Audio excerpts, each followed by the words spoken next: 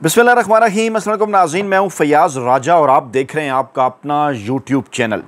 दोस्तों, एक सवाल हमारे दोस्त अहबाब अक्सर पूछते हैं कि क्या अली अमीन गंडापुर वज़ीर-ए-आला खैबर पख्तूनख्वा विकेट के दोनों अतराफ़ में खेल रहे हैं और आलिया हमज़ा जिनकी बड़ी खिदमात हैं पार्टी के लिए, इमरान खान साहब के लिए भी बड़ी काबिल एतमाद हैं, उन्होंने भी सवाल उठाया है लाहौर में होने वाली अली अमीन गंडापुर साहब की प्रेस कॉन्फ्रेंस के बाद कि अली अमीन गंडापुर साहब ये जो 90 दिन का प्लान है तहरीक का, कि अगले 90 दिनों की जो उन्होंने डेडलाइन दी है, ये 5 अगस्त के मुकाबले में ये प्लान कहाँ से आया है। इमरान खान साहब तो कह रहे हैं कि 5 अगस्त को जो मज़ामती तहरीक है पाकिस्तान तहरीक इंसाफ की, वो अपने अरूज पर होगी और 5 अगस्त में तो 3 हफ्तों का वक्त भी बाकी नहीं है, तकरीबन 20-21 दिन बाकी हैं।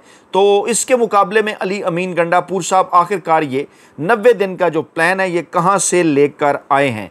लेकिन एक सवाल ये भी है, लोग दोस्त अहबाब पूछ रहे हैं कि अली अमीन गंडापुर साहब की प्रेस कॉन्फ्रेंस काफ़ी सारे टीवी चैनल्स ने लाइव दिखाई और सवाल उठा रहे हैं कि ऐसे माहौल के अंदर क्यों कर कैसे वो लाइव दिखाई गई, क्या इस्टेब्लिशमेंट की आशीर्वाद हासिल थी अली अमीन गंडापुर साहब को। लेकिन जनाब, एक बड़ा सवाल ये भी है और वो सवाल बड़ा हैरान कुन है कि अली अमीन गंडापुर साहब की ये जो प्रेस कॉन्फ्रेंस थी लाइव दिखाए जाने के बावजूद उस तरह से पाकिस्तानी मीडिया पर रिपोर्ट नहीं हुई और इसके अंदर कुछ ऐसे हैरान कुन नुकात हैं कि जो कि बराह रास्त पाकिस्तानी इस्टेब्लिशमेंट के हवाले से खुलकर अली अमीन गंडापुर ने बातें की और ये बातें इससे पहले पाकिस्तान तहरीक इंसाफ की जो बाकी मानदा क़यादत है मासिवाए इमरान खान साहब के, उनकी जानिब से ये नज़र नहीं आई। ये सवाल मैं आपके सामने भी रखता हूँ, लेकिन पहले कुछ चीदा नुकात मैं आपके सामने रखना चाहता हूँ, ज़रा गौर से सुनिए और फिर उसका फीडबैक भी लाजमी कमेंट बॉक्स के अंदर दीजिए, अपनी कीमती राय का इजहार भी कीजिए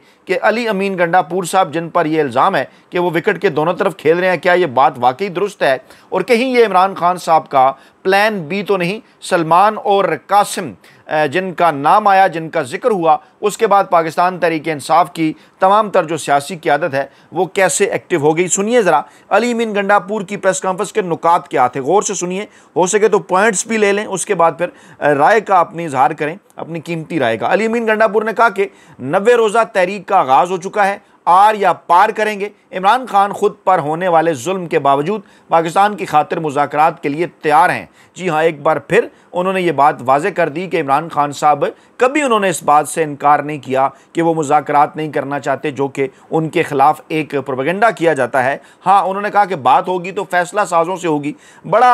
ये बड़ा एक सीधा और साफ़ मामला है कि इस वक्त पाकिस्तान के पॉलिसी साज कौन हैं और पीपल्स पार्टी और नून लीग किन के साथ मुज़ाकरात करके इक़्तिदार में आते रहे और किन से डीलें करके इक़्तिदार में आते रहे। इमरान खान साहब इक़्तिदार में आने के हवाले से किसी किस्म की कोई डील नहीं कर रहे, बल्कि पाकिस्तान को इन सियासी मसाइल से, सियासी गर्दाव से निकालने के लिए वो चाहते हैं कि बराह रास्त जो है वो पॉलिसी साजों से बात हो। इमरान खान ने वाज़े किया कि वो अपने और अपनी अहलिया पर होने वाले जुल्म के बावजूद पाकिस्तान की खातिर मुज़ाकरात के लिए तैयार हैं। आएँ, बैठें, अपनी गलतियों को मानें, सुधारें, हम सब की मुश्तरका ज़िम्मेदारी है। अच्छा, लाहौर में ये जो प्रेस कॉन्फ्रेंस थी अली अमीन गंडापुर साहब की, इसमें उन्होंने कहा कि इमरान खान के ख़िलाफ़ केसेस में कोई जान नहीं है, इसलिए वो नहीं चलाए जा रहे। इमरान खान के वोटर, इमरान खान के सपोर्टर, इमरान खान के कारकुनान को सलाम पेश करता हूँ, क्योंकि आज तक दुनिया की तारीख़ में किसी सियासी जमात पर इतना जुल्म नहीं हुआ जितना तहरीक इंसाफ पर हुआ, मगर वो लोग डट कर खड़े हैं। उन्होंने कहा कि पूरे पाकिस्तान में हर गली कूचे, कस्बे और शहर से लोगों को इकट्ठा करेंगे, फिर फैसला करेंगे कि हमने मकामी सतह पर एहतजाज करना है या एक जगह जमा होना है। अली अमीन गंडापुर ने कहा कि रियासती इदारे अपने, जी ये नोट करें ये बात और फिर इसके ऊपर अपनी राय का इजहार करें कि क्या ये बात पाकिस्तान तहरीक इंसाफ की दीगर क़यादत कर रही है और इमरान खान साहब के अलावा ये बात कौन कर रहा है बार बार और इसकी वजूहात क्या हैं। ज़रा जहन इस्तेमाल करें ना और कमेंट बॉक्स के अंदर अपनी कीमती राय से आगाह करें। इमरान खान ने कहा कि अली अमीन गंडापुर ने कहा कि रियासती इदारे अपने आइनी काम को छोड़कर एक और काम पर लग गए हैं जो उनका काम नहीं है। आज पख्तूनख्वा और बलूचिस्तान के हालात के ज़िम्मेदार वो लोग हैं जिनका काम सरहदों को क्लियर करना है, मगर वो सरहदों को छोड़कर तहरीक इंसाफ के पीछे लगे हुए हैं। हमारी गुजारिश को हमारी कमज़ोरी ना समझा जाए, आप इस मुल्क को कहाँ ले जाना चाहते हैं। अली अमीन गंडापुर ने कहा कि आपने बार बार मार्शल लॉ लगाए और बार बार लगाए, इन मार्शल लॉ से पाकिस्तान की जमहूरियत को आलमी सतह पर जितना नुकसान हुआ इतना किसी चीज़ से नहीं हुआ। कौन सा वज़ीर-ए-आला किसी भी सियासी जमात का एक ऐसे वक्त में जब उसका सियासी रहनुमा पाकिस्तानी इस्टेब्लिशमेंट से बराह रास्त तौर पर आमने सामने हो। हमें बताएं किसने इस तरह से कभी बात की। पीपल्स पार्टी की तारीख भी उठाकर देख लें और नून लीग की तारीख भी उठाकर देख लें। शर्त सिर्फ ये है कि हक़ाइक़ बयान करें और उसके बाद कमेंट बॉक्स के अंदर कीमती राय से आगाह करें। उन्होंने कहा जनाब के पाकिस्तानी जमहूरियत को आलमी सतह पर इन मार्शल लॉ से जितना नुकसान हुआ किसी चीज़ से नहीं हुआ। मार्शल लॉ लगाने वाले कहाँ गए? आज वो पाकिस्तान में नहीं है और भुगत आम पाकिस्तानी रहा है। उन्होंने कहा कि मुल्क में माफिया का एक स्ट्रक्चर बन चुका है। वो रियासती इदारे जिनका काम सियासत करना नहीं है, वो हुकूमतें बनाने, चलाने और गिराने में अपना सारा किरदार अदा कर रहे हैं। ये पॉइंट्स मैं आपके लिए खसूसी तौर पर लेकर आया हूँ। आप भी हैरान कुन होंगे कि ये खबर पाकिस्तानी मीडिया के अंदर तो रिपोर्ट ही नहीं हुई। अली अमीन गंडापुर साहब जिनके मुतल्लिक कहा जाता है कि हैरान कुन तौर पर उनकी प्रेस कॉन्फ्रेंस टीवी चैनल्स ने लाइव दिखाई, तो फिर ये नुकात, ये टिकर्स, ये चीज़ें आपने क्या सुनी जो हम आपके सामने रख रहे हैं? जो अली अमीन गंडापुर ने कहा कि माफिया का स्ट्रक्चर बन चुका है, वो रियासती इदारे जिनका काम सियासत करना नहीं है, वो हुकूमतें बनाने, चलाने और गिराने में किरदार अदा कर रहे हैं। और फिर जब उनसे पूछा जाए तो बड़े मज़े से जवाब देते हैं कि हम तो गैर सियासी हैं, हमारा सियासत से कोई ताल्लुक नहीं है। बराह रास्त बात की है उन्होंने पाक फ़ौज के तर्जुमान DGISPR अहमद शरीफ चौधरी साहब के मुतल्लिक, क्योंकि उन्होंने ये बात बारहा कही है कि कोई सियासत से ताल्लुक नहीं है। और ये सवाल उठा रहे हैं गंडापुर साहब के, सारा किरदार आप अदा कर रहे हैं, लेकिन जब पूछा जाता है तो आप कहते हैं गैर सियासी हैं। आगे चलकर वो क्या कहते हैं? खुदा की कसम इस मुल्क में सबसे ज़्यादा सियासत इदारे कर रहे हैं। किस इदारे की जानिब उनका इशारा है आपको भी पता है, हमें भी मालूम है। कमेंट बॉक्स के अंदर ज़रूर इस अपनी राय का इज़हार करें कि गंडापुर साहब जिस तरह से इमरान खान साहब का बयानिया आगे बढ़ा रहे हैं, क्या किसी और ने इस तरह से इमरान खान साहब का बयानिया आगे बढ़ाया, जो कि सिविल सुप्रीमेसी का बयानिया है, जो कि एक नैरेटिव है इमरान खान साहब का, जो पाकिस्तानी अवाम ख़ास तौर पर नौजवान सियासी कारकुनान, तालिब इल्मों, मज़दूरों, किसानों, ख़वातीन के अंदर जो है वो रच बस चुका है कि वो तमाम इदारे जो कहते हैं हमारा सियासत से ताल्लुक़ नहीं है, असल में वो सियासत कर रहे हैं। और इसका नुकसान क्या हो रहा है?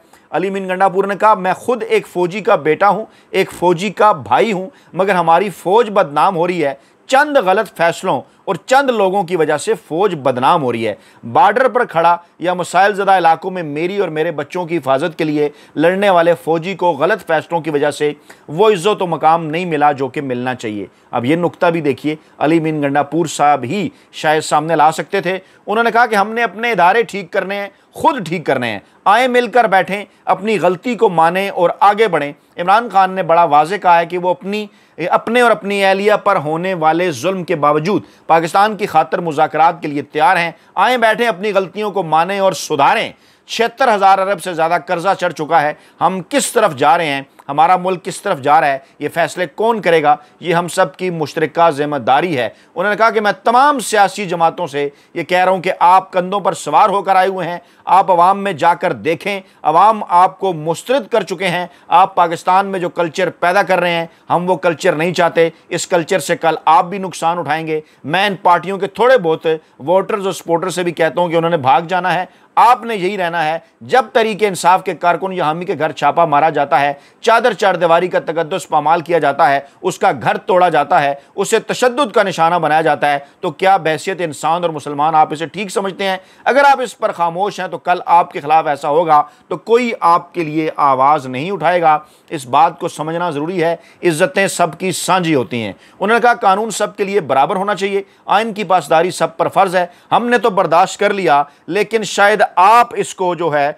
वो बर्दाश्त ना कर सकें। और फिर आगे चलकर उन्होंने कहा कि हमारी गुजारिश है कि जो इस निज़ाम से मुस्तफ़ीद होने वाले हैं, जो इस निज़ाम को हाईजैक करके चला रहे हैं, वो बाज़ाब्ता तरीके से बैठे हैं। और ये बात करना कि मैं जवाबदेह नहीं हूँ, बिल्कुल गलत है। कोई ये नहीं कह सकता कि मैं जवाबदेह नहीं हूँ। आप जवाबदेह हो, आपको जवाबदेह होना पड़ेगा। अब ये बात अली अमीन गंडापुर साहब किसको कह रहे हैं? क्या ये बात वो नवाज शरीफ साहब को कह रहे हैं?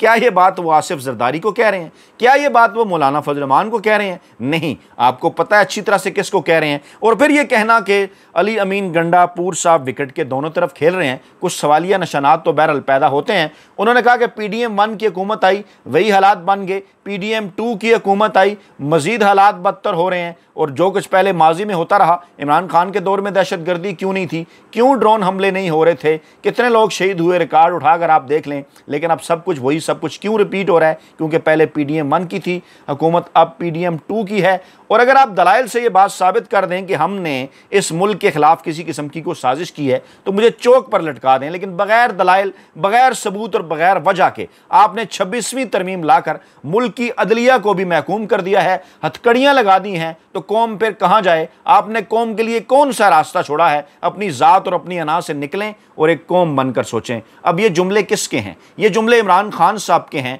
जो कि मुसलसल अपने एक्स अकाउंट पर पाकिस्तानी अवाम के सामने अपना नैरेटिव रखते रहते हैं। और उनके अलावा अगर किसी ने नैरेटिव रखा तो वो अली अमीन गंडापुर साहब हैं। उन्होंने कहा, जनाब इमरान खान ने पहले भी कहा है, अब भी बार बार कह रहे हैं कि आए बैठे मसले को मेरिट और दलाइल पर हल करें। जिसकी गलती है वो अपनी गलती माने, जिसकी गलती साबित हो उसे सजा दें, हम तैयार हैं। लेकिन सजा की बात आएगी तो सबकी बात होगी, बात के लिए बैठेंगे तो हर गलती वाले को सजा होगी।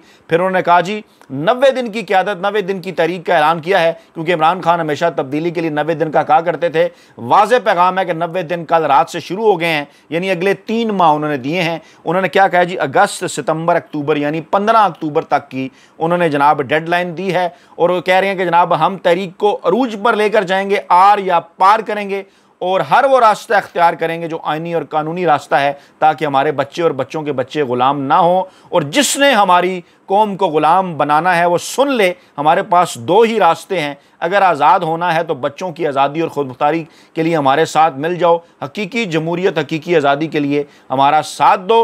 उन्होंने कहा कि इमरान खान ने वाज़ेह कहा हुआ है कि मुज़ाकरात सिर्फ पॉलिसी साज़ों के साथ होंगे, जिनके पास इख्तियार ही नहीं है उनके साथ क्या बात होगी? बात फैसला साज़ों के साथ होगी। फैसला साज अगर अपने साथ किसी को बिठा लेते हैं तो हमें उस पर कोई एतराज़ नहीं होगा। उनसे सवाल किया गया कि क्या इमरान, उन्होंने एक सवाल के जवाब में उन्होंने कहा कि तहरीक की क़यादत जनाब इमरान खान करेंगे। 90 रोज़ हमने अपने आप को दिए हैं, 5 अगस्त तक अपनी तहरीक को पीक पर लेकर जाएंगे, इसके बाद फैसला करेंगे कि क्या करना है। 90 दिन का हदफ अपने लिए रखा है, जिसमें यह फैसला करेंगे कि सियासत करनी भी है या नहीं। और अगर सियासत से काम नहीं बनता तो फिर जो लाया अमल हम बनाएंगे वो जनाब हम आपको बता देंगे। जी हाँ, ये बड़ा इंपॉर्टेंट नुक्ता है जिसकी जानिब उन्होंने इशारा किया। उन्होंने कहा कि जलसों की इजाज़त नहीं दी जा रही, हम कल लाहौर जलसे की इजाज़त मांगने गए, हमें इजाज़त दी जाए। और हमने ना पहले तोड़फोड़ की, आगे की भी ज़मानत देते हैं, कोई तोड़फोड़ नहीं करेंगे। हम लाहौर आए थे, किसी को नुकसान नहीं पहुँचाया, कल हम आराम से आए, आज हम आराम से वापस जा रहे हैं। और ये जो डेडलाइन है इस पर हम हर सूरत अमल करेंगे। अब जनाब इस बात के ऊपर आलिया हमज़ा साहबा, जो कि काबिल एतमाद हैं इमरान खान साहब के लिए, जिन्होंने बड़ी कुर्बानियाँ दी, उन्होंने कहा कि मैं ये पूछना चाहती हूँ कि 5 अगस्त की जो तहरीक है इसके मुकाबले में जो प्लान है 90 दिन का, ये कहाँ से आया। लेकिन पंजाब की क़यादत से बहरहाल ये सवाल भी होना चाहिए कि 26 नवंबर को जब गंडापुर साहब खैबर पख्तूनख्वा के अवाम के साथ निकले थे, पहुँचे नहीं पहुँचे, रास्ते से गए, कितने शहर पार किए, कहाँ से आए, मुलाकात की नहीं की, लेकिन पंजाब की क़यादत कहाँ थी? ये बहरहाल खैबर पख्तूनख्वा की क़यादत जो पूछती रहती है। लेकिन ये बातें मैं मायूस करने के लिए नहीं कह रहा। वीडियो के आखिर में मैं आपके सामने कुछ हिस्टोरिकल फैक्ट्स रखना चाहूँगा कि आपने ये देखना है कि 70 की दहाई के अंदर जब पीपल्स पार्टी और जुल्फ़िकार अली भुट्टो साहब का इस्टेब्लिशमेंट के साथ आमना सामना हुआ तो उस वक्त क्या हालात थे। 1977 के अंदर पीपल्स पार्टी की जो हुकूमत गई वो उन्हें वापस कब मिली थी? उसके बाद मरकज़ की तो छोड़ किसी सूबे तक में वो हुकूमत 1988 तक नहीं बना पाए, 11 साल का अरसा गुजरा। उसके बाद नवाज शरीफ साहब 1999 में जब उनकी हुकूमत गई, आमना सामना हुआ इस्टेब्लिशमेंट, तो ज़रा याद कीजिए कि उसके बाद डीलें कर लेने के बावजूद, खामोशी इख्तियार कर लेने के बावजूद 2013 तक वो इक़्तिदार, 2008 में हाँ वो पंजाब में वापस आए, तकरीबन फिर भी उन्हें तकरीबन 9 साल का अरसा लगा मरकज़ तक आने के लिए, मज़ीद फिर उन्हें 5 साल लगे। और यहाँ पर तो आपकी जमात पाकिस्तान तहरीक इंसाफ है। मैं पाकिस्तानी अवाम से और पाकिस्तान तहरीक इंसाफ के कारकुनान से जो है वो मुखातिब जो बड़ा मायूस हो जाया करते हैं। आप ज़रा देखिए कि पाकिस्तान तहरीक इंसाफ और पाकिस्तानी इस्टेब्लिशमेंट 2022 के अंदर आमने सामने आए। जी बिल्कुल। उसके बाद जो इलेक्शन हुए, आपने देखा ना कि जो आखिरी इलेक्शन भी हुए थे, जब मौजूदा आर्मी चीफ साहब भी आ चुके थे या साबका आर्मी चीफ या ज़मीनी इंतखाबात जो हुए, ज़रा याद करें ना पंजाब में। और उसके बाद वो फिर जनूबी पंजाब के इलेक्शन के अंदर PTI ने बाकी सियासी जमातों का क्या हाल किया था। उसके बाद ये तमाम तर मुश्किलात, जो कि माजी में ऐसा कभी भी नहीं हुआ माजी में ऐसी कोई मिसाल नहीं मिलती जो कि 2-2.5 सालों में 3 सालों में पाकिस्तान तहरीक इंसाफ के साथ हुआ। उसके बावजूद आप परफॉर्मेंस देख लें 8 फरवरी 2024 के इलेक्शन के अंदर कुछ जो मतलब पूरी दुनिया का मीडिया इसके ऊपर बात कर रहा है, और अगर धांधली के नतीजे में आपने मरकज़ में हुकूमत बनाने नहीं भी दी तो एक सूबे में पाकिस्तान तहरीक इंसाफ की हुकूमत इसके बावजूद आ गई। अब कुछ लोग इसको चाहे ये कहें जनाब कि ये ग्रैंड डिज़ाइन था या फ़लाँ चीज़ें थी, इसके बावजूद पाकिस्तान तहरीक इंसाफ ने बहरहाल बाकी पाकिस्तान की दोनों सियासी जमातों की निस्बत और इमरान खान साहब ने भुट्टो और नवाज शरीफ की निस्बत ज़्यादा बेहतर और डट कर जो है वो पाकिस्तानी इस्टेब्लिशमेंट का जो है वो मुकाबला किया, और रास्ता यहीं से निकलेगा। इमरान खान साहब मज़ामत का ऐलान कर चुके हैं, और अगर मफाहमत भी होती है तो मज़ामत के नतीजे में ही होगी। इसलिए बिलावल भुट्टो, इसलिए मरियम नवाज़, दोनों के वालिद साहब नवाज शरीफ और आसिफ जरदारी परेशान हैं कि किस तरह से अपनी सियासी दुकानें जो हैं वो बचाएं, क्योंकि सियासी जहाज़ बहुत जल्द डूबने को है। अपना बहुत ख्याल रखिएगा, दुआओं में याद रखिएगा। नई वीडियो के साथ जल्द हाजिर होंगे। अल्लाह ने के बाद।